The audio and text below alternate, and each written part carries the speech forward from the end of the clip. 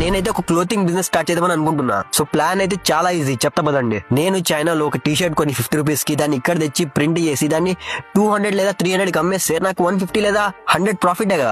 మావా ఇది ఎంత ఈజీ అయితే అనిపిస్తుందో అంత ఈజీ అస్సలు కాదు. ఫస్ట్ అయితే నువ్వు క్లాతింగ్ బిజినెస్ స్టార్ట్ చేయాలని అనుకుంటున్నావు అంటే ఫస్ట్ నువ్వు అయితే కంపెనీని అయితే రిజిస్టర్ చేయించాలి. సో దానికైతే చాలా హెడ్ ఏక్ ప్లస్ మనీ కూడా ఖర్చు అవుతుంది. నెక్స్ట్ నువ్వు చైనా నుంచి టీ షర్ట్స్ ఇంపోర్ట్ చేయాలంటే మినిమం ఒక 1000 పీసెస్ అయితే ఆర్డర్ ఇవ్వాలి. టీ షర్ట్ కాస్ట్ 15 ఉంటుంది, కానీ custom duty and other charge అన్ని కలిపి ఒక 80 రూపీస్ అయితే వచ్చేస్తుంది. సో ఇప్పుడు ఓకే టీ షర్ట్స్ హ్యాండ్ లోకి వస్తే పని జరగదుగా. ప్రింటింగ్ మెషిన్ కొనుక్కోవాలి, లేబులింగ్ ఐటమ్స్ కొనుక్కోవాలి, ప్యాకింగ్ ఐటమ్స్ కొనుక్కోవాలి. సో ఈ ప్రింటింగ్ మెషిన్ కి అండ్ లేబులింగ్ ఎక్స్పెన్సెస్ కి 50,000 నుంచి 1 lakh వరకు ఎక్స్పెన్సెస్ రావచ్చు. సో ఇదంతా ఎక్స్పెన్సెస్ అయిన తర్వాత టీ షర్ట్ ది అమౌంట్ అయితే 140 నుంచి 150 దాకా వస్తుంది. ఇంకా నువ్వు అనుకుంటా సరే అయిపోయింది ఇంకా అమెజాన్ లో ఫ్లిప్కార్ట్ లో అమ్మేద్దామని. కానీ అక్కడ ఇంకో ట్విస్ట్ ఉంది.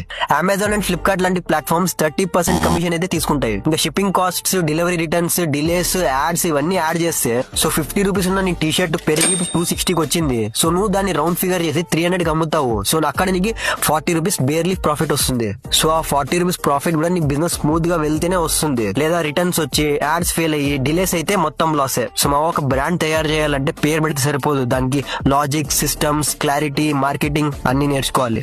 అండ్ ఇలాంటి వాల్యుయబుల్ బిజినెస్ కంటెంట్స్ డైలీ మీ వరకు రావాలంటే నా పేజ్ ని ఫాలో చేసుకోండి.